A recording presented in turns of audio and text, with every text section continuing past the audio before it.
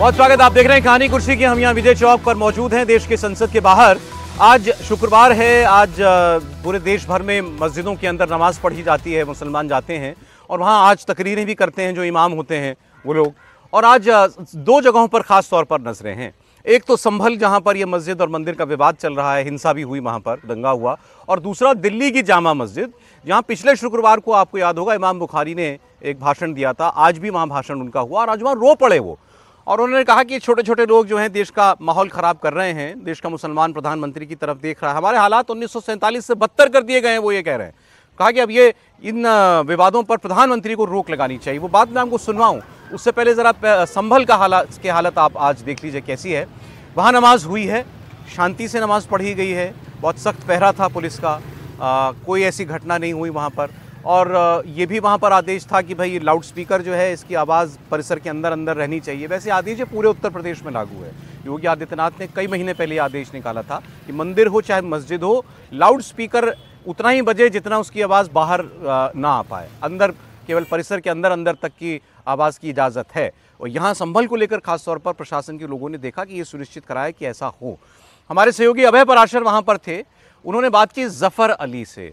ज़फ़र अली जो कि इस मस्जिद की जो इंतज़ामिया कमेटी से जुड़े हुए हैं, जो सर्वे हो रहा था उसमें मस्जिद पक्ष से यही साथ में भी थे और अदालत में भी इन्हीं का रिप्रेजेंटेशन जाता है। तो अब इनसे बात की है, ये बता रहे हैं कि माहौल कैसा है और जुम्मे की नमाज शांति से कैसे अदा की गई है। देखिए, पिछले कई दिनों से जैसे पुलिस की इन्वेस्टिगेशन भी अपनी लगातार चल रही है, पुलिस उस केस की भी जांच कर रही है, उसको लेकर भी कॉपरेशन वगैरह भी कर रहे हैं यहाँ के लोग, जो भी सब कर रहे हैं, कॉपरेट कर रहे हैं पूरी तरीके से। और जांच चल रही है अपनी जगह, कानूनी जांच है, वो चल रही है। ठीक। एक आखिरी सवाल, अभी 2 दिन पहले यूपी के सीएम योगी आदित्यनाथ जो हैं उनके दफ्तर की तरफ से एक ट्वीट किया गया कि किसी भी दंगाई को बख्शा नहीं जाएगा, पोस्टर चस्पा किए जाएंगे, एक्शन सब पे लिया जाएगा और जिसने नुकसान पहुंचाया प्रॉपर्टी को, चाहे पब्लिक हो या प्राइवेट हो, उनकी भरपाई उनसे की जाएगी। इस बयान को आप किस तरीके से देखते हैं? देखिए, ये उनका बयान है, वो उनका शुरू से होता चला आया है। तो मैं तो उनसे यही कहूंगा कि इसमें जो भी दोषी हैं, चाहे वो पुलिस वाले हों चाहे वो पब्लिक हो, सब पे ये कार्रवाई होनी चाहिए। बस ठीक। साहब, एक बिल्कुल आखिरी सवाल, जो बीच में एक रूल्स आए थे लाउड स्पीकर को लेकर, यहाँ पर भी वो स्पीकर के जो एक वॉल्यूम होनी चाहिए वो उस मेंटेन पे कम, हाँ उसी को हमने मेंटेन किया हुआ है। कम से कम हम, ताकि परिसर के अंदर ही आवाज रहे, वही उसको हम जो है उसका पालन कर रहे हैं पूरी तरह। Thank you. संभल में अभी पोस्टर लगाने की तैयारी कर रही है पुलिस दंगाइयों के, इसके भी आदेश जारी हो चुके हैं। अब जरा मैं आपको बताता हूं इमाम बुखारी ने आज क्या कहा दिल्ली की जामा मस्जिद में। आपको याद होगा हिंदू सेना के, जयपुर में हिंदू सेना के एक प्रमुख हैं जिन्होंने अजमेर वाला केस लगाया है। उन्होंने ये आरोप भी लगाया था कि दिल्ली की जामा मस्जिद का सर्वे कराना चाहिए ASI को, और इसके अंदर हमें ये जो ऐतिहासिक या किताबों से, तथ्यों से पता चलता है वो ये कि मंदिरों को तोड़ करके, राजस्थान के मंदिरों को तोड़ करके देवी देवताओं की प्रतिमाओं को यहाँ सीढ़ियों पर लगा दिया गया है जामा मस्जिद की। तो इसकी जांच करे ASI। इमाम बुखारी ने आज कहा कि ASI ने हमें इत्तला दे दी है कि कोई सर्वे हम ऐसा नहीं करने जा रहे हैं। वो रो पड़े फिर उसके बाद गाजा की बात करते करते, कहा इतना जुल्म मुसलमानों पर हो रहा है। भारत के मुसलमानों की बात करते हुए दिल्ली के इमाम बुखारी ने कहा कि हमारी हालत तो अब 1947 से भी बदतर हो गई है। हिंदुस्तान में छोटे छोटे लोग जो हैं इस किस्म के विवाद खड़े कर रहे हैं। प्रधानमंत्री ऐसा क्यों नहीं करते, 3 मुसलमान बुलाएं, 3 हिंदू बुलाएं और बैठ करके ये खत्म करें विवाद। मुसलमान प्रधानमंत्री की ओर देख रहा है, देश के हालात को संभालिए प्रधानमंत्री।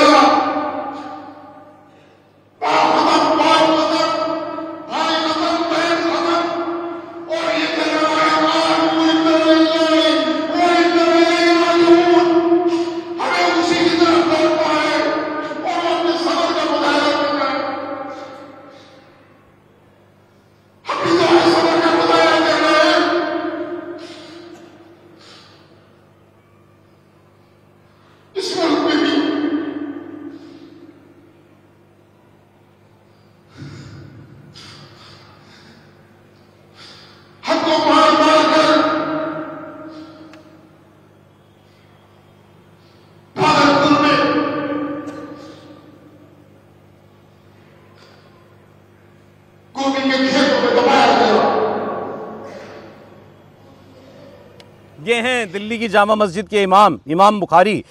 ये कह रहे हैं हर्षवर्धन जी, लम्हों ने खता की, सदियों ने सजा पाई, कब तक देश ऐसा चलेगा, हिंदू मुस्लिम मंदिर मस्जिद कब तक चलेगा, और हमारे हालात 1947 से भी बदतर हैं। नहीं, मुझे लगता है कि जामा मस्जिद के इमाम होने के नाते उनको थोड़ा जिम्मेदारी से रहना चाहिए। और ठीक है कि कई जगहों पर कुछ लोग जाकर कह रहे हैं कि भाई यहाँ मंदिर था, कुछ लोग कह रहे हैं यहाँ पहले पूजा होती थी, ज़बरदस्ती रुकवा दी गई। संभल का मसला हो, अजमेर शरीफ का मसला हो, या कुछ लोग अगर जामा मस्जिद में भी जा रहे हैं तो इसमें मुझे लगता है कोई ऐसी दिक्कत नहीं होनी चाहिए। देश का कानून है, कहाँ कानून मुसलमानों के खिलाफ खड़ा हुआ वो बताएं। लेकिन मुसलमान कानून के खिलाफ खड़ा हो रहा है अगर, तो उस पर कौन बात करेगा? उस पर क्या प्रधानमंत्री बात करेंगे? प्रधानमंत्री बात करेंगे तो आप उनकी बात तो सुनते नहीं। आप कहेंगे कि प्रधानमंत्री तो हमारे मतलब खिलाफ ही काम कर रहे हैं। होना तो ये चाहिए था कि जामा मस्जिद के इमाम को, देश भर के इमामों को इकट्ठा होना चाहिए, वहाँ हिंदू के इकट्ठा होने की जरूरत नहीं। वो कहें कि भाई किसी भी स्थिति में हम इस देश के संविधान, इस देश के लोकतंत्र, इस देश के न्यायालय, उस पर भरोसा रखते हैं, हम पत्थर नहीं उठाएंगे। जो बेसिक बात है वहां से शुरू करें। और अगर इस तरह से जो अलग अलग इमाम हैं वो रोते हुए या कुछ और करते हुए ऐसी बात करेंगे तो ये प्रोवोकेटिव है, ये उकसाने वाला है। किसी मुसलमान को ये लग सकता है कि हमारे ये मौलाना है, हमारे ये इमाम हैं, हमारे ये धर्मगुरु हैं और इनकी पीड़ा है तो हम इनकी पीड़ा के लिए चलो सड़क पर उतरते हैं। इससे बचना चाहिए। हाँ, इसके आगे की बात है कि आप फिर बैठें, बात करें। और आपने राम जन्मभूमि बाबरी मस्जिद विवाद में नहीं किया, ये चलिए काशी मथुरा में कर लीजिए या जहां आपको लगता है। और मैं कहता हूं कि सबसे आगे आप कहिए ना कि ये जो कहा जाता है कि नहीं नहीं हम तो पहले हुआ होगा 700-800 साल पहले, 500 साल पहले, 1920 में जो एएसआई का था, जो एएसआई मॉन्यूमेंट कुछ साल पहले तक रहा, प्रोटेक्टेड रहा, वहां अधिकारी रहे, कैसे भगा दिए गए? आपने पूछा वहां फोन करके संभल में? आप तो जामा मस्जिद के इमाम है। मुझे लगता है कि ये लोग जो हैं ये सब विवाद पैदा कर रहे हैं, खुराफात कर रहे हैं। मैं कहता रहा हूं अगर खुराफात कर रहे हैं तो उनको देश के आईन पर, देश के लोकतंत्र पर, देश के मतलब जिसको आप वो बार बार कहते हैं ना कि हमारा देश है, हमारे आईन, हमारे जमहूरियत, उसकी हम कद्र करते हैं, तो उस पर उनका भरोसा क्यों टूट जाता है? और ऐसा कोई भी व्यक्ति अगर करेगा तो क्या उसको इस देश का लोकतंत्र, इस देश का कानून, इस देश का न्यायालय, इस देश की सरकार वो होने देगी? कतई नहीं होने देगी। लेकिन जब आप पत्थर उठाएंगे तो फिर किसी के घर का बच्चा मर जाएगा और तब फिर क्रिया प्रतिक्रिया का सिद्धांत होता रहेगा, कौन सही है कौन गलत, उसकी डिबेट होती रहेगी। अब उनकी मांग सीधे प्रधानमंत्री से है कि आप जिस कुर्सी पर बैठे हैं, उन्होंने कहा है ये, आप इंसाफ कीजिए, मुसलमानों का दिल जीतिए। प्रधानमंत्री से कह रहे हैं मुसलमानों का दिल जीतिए। देखिए, एक तो मैं इस बात से ही सहमत नहीं हूँ कि जो उन्होंने कहा कि हमारी हालत 1947 से पहले की खराब। 1947 से पहले भी मुसलमानों की हालत ख़राब नहीं थी और 1947 के बाद भी नहीं है खराब। पाकिस्तान जब बना तो वो मुसलमानों की हालत ख़राब होने की वजह से नहीं बना, इसको ध्यान रखने की ज़रूरत है, समझे? वो एक पॉलिटिकल जो पूरी क्लास थी और जो लोग आज़ादी के लड़ाई में लड़ रहे थे वही लोग अचानक बदल गए। और जितने लोगों ने वहाँ पर वो किया पाकिस्तान को बनाने की बात, वो कोई भी ऐसा मुसलमान नहीं था जो कमज़ोर रहा हो या जिसको कोई पीड़ित रहा हो। ठीक बात। तो एक बात तो ये समझनी चाहिए, तो न तो 1947 से पहले मुसलमान कोई सेकंड ग्रेड सिटीजन थे हिंदुस्तान में, न आज। ये बहुत क्लियर बात है। बाकी जो छोटे छोटे इश्यूज हैं जो इमाम साहब बात कर रहे हैं उस पर चर्चा होनी चाहिए। प्रधानमंत्री तो बात कर ही रहे हैं, सबका साथ सबका विकास की बात उन्होंने की है, हमेशा लगातार की है। और अगर ज़रूरत है तो वो लोग भी प्रधानमंत्री के पास जा सकते हैं, इमाम जो है या और जो मुस्लिम धर्मगुरु है या कुछ पॉलिटिकल पार्टीज के लोग भी जो उनके साथ हैं, वो जाकर प्रधानमंत्री जी को मिलें और कहें कि भाई हमें इस मसले पर कुछ हल चाहिए, कुछ सुविधा चाहिए। कि हमारी हालत 1947, हम जिस हालत में 47 में खड़े थे उससे भी बदतर हालत में हम खड़े हैं, ये उन्होंने कहा। इससे पहले ये कह रहे थे कि गाजा में देखो मुसलमान मारा जा रहा है, यहाँ हिंदुस्तान में भागलपुर से लेकर मलियाना तक मुसलमान को मारा गया। फिर ये भी पूछ रहे हैं किसकी सरकार थी? तो भागलपुर से मलियाना तक कौन, किसकी सरकार? किसकी सरकार? हाँ, तो इसीलिए मैं कह रहा हूँ ना कि देखो, सांप्रदायिक दंगों को मुसलमानों के सेकंड ग्रेड सिटीजन से मत जोड़िए। दो बातों को अलग अलग तरीके से समझिए। सांप्रदायिक दंगे अलग अलग मुद्दों पर, अलग अलग इलाकों में, अलग अलग वक्त पर होते रहे। और जब भागलपुर से मलियाना तक का जिक्र करते हैं तो मेरे ख्याल से तो मोदी सरकार नहीं थी वहाँ पर। करेक्ट कर सकते हैं हर्ष जी और आप भी कि जो सरकारें थी, तो इसलिए सब चीज़ों को एक साथ घालमेल करके बनाना ठीक नहीं है।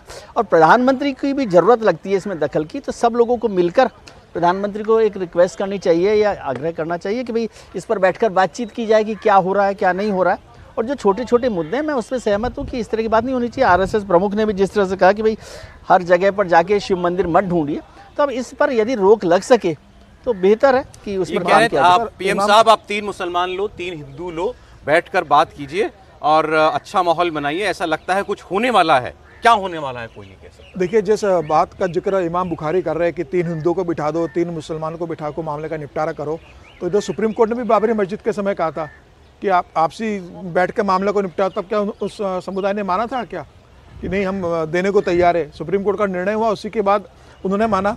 और अब बुखारी साहब को इतनी संविधान की और देश की चिंता है तो वो आगे आके कहे, अगर दूसरे पक्ष का विश्वास जीतना है तो बोले कि जो वक्फ बिल आ रहा है उसकी लाने की ज़रूरत नहीं है। ऐसी जो संपत्तियाँ जो मुसलमानों ने कब्जे में ली हुई है हम सहर्ष देने को तैयार है।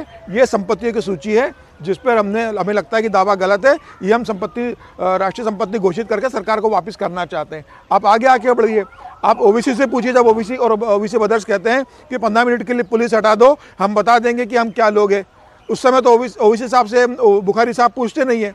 तो बुखारी साहब की अपनी समस्या है, वह समाज के अंदर जिस तरह का संदेश देने चाह रहे हैं वो अपने लोगों को रोककर घड़ियाली आंसू बहाकर बताना चाहते हैं कि हमारे साथ अन्याय हो रहा है, उनकी सिंपैथी लेना चाहते हैं और फिर इस आधार पर मुस्लिम समाज को वो इकट्ठा करना चाह रहे हैं कि भाई ये मामला अब जो बाबरी का था अब ये काशी पे जा रहा है, अब ये मथुरा पे जाएगा। उनकी बात तो उसके बाद ये अलग-अलग मस्जिदों में विवाद उठाए जा रहे हैं, ये बंद होने चाहिए। नहीं, ये बात सही है कि भाई ये कहाँ जाकर रुकेगा, सभी पे नहीं उठाया जा सकता, लेकिन इसकी पहल तो इन्हीं समुदाय को करना पड़ेगी ना। और इनको किसने मना करा कि ये आगे बताए, ये आगे आके पहल कर सकते हैं कि भाई जिन मामलों में चल रहा है जहाँ हिंदू की आस्था जुड़ी हुई है हम काशी मथुरा देने को तैयार हैं। अगर वहाँ सर्वे हो रहा है तो वो आप ले लीजिए, बाकी पे विवाद मत खड़ा कीजिए। जब तक आप आगे नहीं आओगे और जब तक आप कहोगे कि निर्णय तो कोर्ट से होगा तो फिर कोर्ट तय करेगी। अच्छा, वहाँ देखिए जो आज किसान पंजाब हरियाणा बॉर्डर से दिल्ली की तरफ बढ़ना चाह रहे हैं, उनको रोकने के लिए अब पुलिस ने वहां सख्ती की है। आंसू गैस के गोले छोड़े गए हैं। अब मैं आपको शंभू बॉर्डर की तस्वीर दिखा रहा हूं जो हरियाणा और पंजाब का बॉर्डर है। वहां इससे पहले पुलिस कोशिश ये कर रही थी कि किसी तरह से उनको बल प्रयोग ना करना पड़े, लेकिन जब किसान आगे बढ़े हैं तो फिर उनको वो टीयर गैस छोड़नी पड़ी है। ये रही तस्वीर आपके सामने। आंदोलनकारी किसान अब दिल्ली की तरफ बढ़ना चाहते हैं। उन्होंने आज की तारीख दे रखी थी, डेडलाइन दे रखी थी कि हम आज आगे बढ़ेंगे, हाईवे पर चलेंगे। पहले उन्होंने कहा था कि हम 100 की तादाद में जत्थे भेजेंगे, 100 करके लोग जो हैं आगे बढ़ेंगे। एक बैरिकेडिंग भी उन्होंने क्रॉस कर ली थी, लेकिन उसके बाद अब लगता है कि पुलिस ने पहले तो कुछ नहीं किया, लेकिन अब वो सख्ती कर रही है।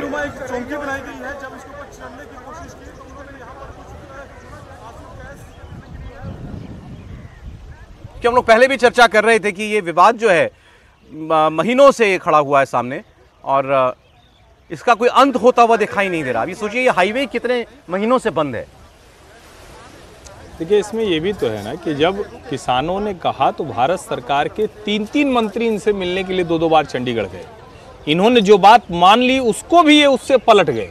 तो ये भी तो देश को पता चलना चाहिए ना, देश को ये भी तो देश लगातार देख रहा है कि किस तरह से अपनी जिद पर कुछ लोग अड़े हुए हैं। ये देश भर के किसान नहीं, किसान ये भी है, लेकिन ये कुछ पॉलिटिकली मोटिवेटेड किसान ज्यादा दिखते हैं जिनको एक तय चीज है कि ये करना है, ऐसे ही करना है, यही करना है। ऐसे तो लोकतंत्र में नहीं चलता है। लोकतंत्र में बातचीत होती है, थोड़ा आप हमारी मानिए, हम आपकी थोड़ा सा मानेंगे। जहां लगेगा कि यहाँ ये काम हो सकता है वहां बिल्कुल सरकार को मानना चाहिए। मूवमेंट नहीं है किसानों का, ये तो बिल्कुल क्लियर है। इसमें शायद 2 ही किसान संगठन है, उनके लोग यहाँ पर हैं खड़े हुए। दरअसल जो लोग इनके साथ थे वो वापस हो गए क्योंकि बाद में सबको लग गया कि ये पॉलिटिकली मोटिवेटेड है, इसमें राजनीतिक दल घुसे हुए। और जो सबसे बड़ी बात थी कि जिस पार्टी के भरोसे इन लोगों ने सब कुछ किया, जो आपको याद होगा कि राघव चड्ढा वो प्लास वास लेके पहुंचे थे कुछ बिजली और इंटरनेट क्या देने के लिए, तो वो सब किसान आंदोलन के समय। अब तो भगवंत मान की सरकार है और सबसे ज्यादा तो उन्हीं से परेशान है ये लोग, उनको परेशान कर रहे हैं, उनसे परेशान है। परेशान तो उपराष्ट्रपति भी हैं, उनका बयान नहीं सुना आपने? उन्होंने कहा किसान दुखी है देश का। बताएं, गृहमंत्री सामने बैठे थे, आपने वादा किया था, क्या हुआ उस वादे का? कृषि मंत्री बैठे थे। धनखड़ जी पर जरा मतलब वो जिसको कहते हैं ना कि उनको सोचना चाहिए कि किस जगह पर बैठे, उन पर जरा बात होनी ही चाहिए। क्योंकि धनखड़ जी ने वो जो बोला है उसको आप देखिए तो वो आप समझ ही नहीं पाएंगे क्या कहना चाह रहे हो। किसानों को लेकर दुखी हैं, फिर वो कुछ बात करते हैं। एक बार तो मुझे लगा कहीं सत्यपाल मलिक जी नहीं वहाँ खड़े हैं, तो ऐसा मुझे लगा कि सत्यपाल मलिक जी शायद आ गए हो, लेकिन फिर याद आया कि नहीं, सत्यपाल मलिक तो अब किसी कॉन्स्टिट्यूशनल पोस्ट पे है नहीं। और आप संवैधानिक पदों पर जब होते हैं तो आपकी एक लाइन दो लाइन की बात भी बड़ी महत्वपूर्ण होती है। उसमें जितनी बातें थी, शिवराज सिंह चौहान कह रहे हैं कि हम तो सब किए हुए, उनका बयान उसके बाद आ गया। जरा एक बार आपको स्पॉट पर लेकर चलते हैं। पुनीत परिंजा इस वक्त वहां शंभू बॉर्डर पर मौजूद है। क्या हो रहा है इस वक्त पुनीत वहां पर? देखिए सौरभ, सबसे पहले मैं आपको तस्वीरें यहाँ पे दिखाता हूँ। तो ये तारें देख रहे हैं आप, इनको एक एक करके किसानों द्वारा हटाया जा रहा है। और ये तारें जो हैं यहाँ पर बकायदा बिल्कुल पैरामिलिट्री फोर्स और जो किसान हैं वो इस समय आमने सामने आपको नजर आएंगे। यहाँ पर मैं आपको एक तस्वीर दिखाऊं तो यहाँ पर नुकीली कीलें लगाई गई थी यहाँ पे, जो कि ट्रैक्टर अगर आते हैं तो उनको रोकने के लिए, लेकिन उन नुकीली कीलों को यहाँ से उखाड़ दिया गया है। ये पहले ये नुकीली कीलें लगी हुई थी, इनको उखाड़ दिया गया है। अब ये जो कंटीली तारें हैं इनको यहाँ पर हटाया जा रहा है। ये आप तस्वीरें इस वक्त आप देख रहे हैं, एक एक करके तमाम कंटीली तारें यहाँ पर हटाई जा रही हैं। और दूसरी तरफ अगर मैं आपको तस्वीर दिखाऊं सौरभ, तो इस वक्त हम बिल्कुल जिस जगह पर पिछली बार यहाँ पर पहुँचना काफ़ी मुश्किल था, लेकिन इस बार हम बिल्कुल पैरामिलिट्री फोर्सेस के जवान जो हैं, ये जाली लगी हुई है। जैसे ही किसान इस जाली के पास पहुंचते हैं तो स्प्रे किया जाता है, स्प्रे मारकर उनको रोकने की कोशिश की जाती है। अभी कुछ देर पहले यहाँ पे टीयर गैस जो थी वो छोड़ी गई थी, हालांकि उसमें किसी गन का इस्तेमाल नहीं किया गया था, वो हाथ से ही टीयर गैस जो थी वो यहाँ पर छोड़ दी गई थी, जिससे काफ़ी धुआं हुआ। उसके बाद किसान जो थे वो पीछे हटे थे। और दूसरी तरफ अगर मैं आप दिखाऊँ तो ये सीमेंट की एक स्लैब नज़र आएगी, ये आप देख सकते हैं, पूरी सीमेंट की स्लैब है। और ये काफ़ी बड़े कील्स जो है, नुकीले कील यहाँ पर लगाए गए हैं, ताकि जो ट्रैक्टर अगर आते हैं तो वो यहाँ से आगे ना बढ़ पाए। और सामने अगर मैं आपको तस्वीर दिखाऊं तो ये किसानों का जत्था है जो बिल्कुल पैरामिलिट्री फोर्सेस के सामने खड़ा है और लगातार यहाँ पे आगे बढ़ने की उनको बात कह रहा है। और ये एक एक करके जो मैं आपको तस्वीरें हूँ मैं यहाँ पे आपको दिखा रहा हूँ। और दूसरी ओर वो आप सामने शीशी देख सकते हैं, ये जो पैरामिलिट्री फोर्सेस के जो जवान हैं उनके हाथ में वाइट कलर की आपको एक शीशी नज़र आएगी, वो बाकायदा एक स्प्रे है। जैसे ही इस जाली को खींचने की कोशिश की जाती है तो ये स्प्रे मार दिया जाता है, जिससे कि किसान जो है वो पीछे की तरफ हट जाते हैं। ये फिलहाल स्थिति यहाँ पर बनी हुई है। हालांकि इस बार यहाँ पर किसी तरह की ये जो गोलाबारी या शेल्स का इस्तेमाल हो रहा था वो इस्तेमाल यहाँ पर नहीं हो रहा है। हालांकि एक गांधीगिरी का भी यहाँ पर नायाब तरीका हमें देखने को मिला कि ये जो स्पीकर ऊपर लगाए गए हैं, यहाँ से बाकायदा शब्द जो है, गुरबानी शब्द, कीर्तन शब्द जो है वो हरियाणा पुलिस के द्वारा सौरभ यहाँ पर चलाए जा रहे हैं। तो ये तमाम तस्वीरें इस वक्त आपके सामने हैं। यहाँ पे जो हमारे इंडिया टीवी के दर्शक हैं वो जो देख रहे हैं, तो इस समय जवान और किसान दोनों आमने सामने बने हुए हैं और उनसे उस तौर से लगातार अनाउंसमेंट की जा रही है कि आप पीछे हट जाइए, आप आगे नहीं बढ़ सकते हैं। इस तरह के अनाउंसमेंट जो है डीएसपी स्तर के एक अधिकारी हैं वो लगातार वहाँ से कर रहे हैं। जी पुनीत, ये बताएं, पिछली बार जब ये कुछ महीनों पहले किसान यहाँ पहुंचे थे तब तो ये ट्रैक्टर वगैरह लेकर के बड़े दलबल के साथ आगे बढ़ने की कोशिश कर रहे थे। इस बार क्या ये पैदल आगे बढ़ना चाहते हैं? बिल्कुल बिल्कुल, इस बार जो ऐलान किया गया है कि वो बिल्कुल पैदल आगे बढ़ना चाहते हैं। 101 किसानों का जो जत्था है वो रोज आगे बढ़ेगा, इस तरह का ऐलान जो था वो कल किया गया था। और इसी कड़ी में 101 किसानों का जो जत्था है वो इस समय आगे जो है वो आपको नजर आएगा कि वो आगे खड़े हुए हैं। हालांकि जिस तरह से यहाँ पर कुंटीली जो नुकीले कील लगे हुए थे, ये तारें लगी थी, उनको हटाया गया है। ये देख सकते हैं आप, अनाउंसमेंट लगातार हो रही है यहाँ पे, ये लगातार अनाउंसमेंट यहाँ पर पुलिस द्वारा वहाँ पे की जा रही है। पुलिस लौटते हैं आपके पास, तो कोशिश करूंगा, किसान अभी भी अपनी बात पर कायम है कि हम आगे बढ़ेंगे। हरियाणा पुलिस किसी भी सूरत में उनको बैरिकेड क्रॉस करने नहीं दे रही है।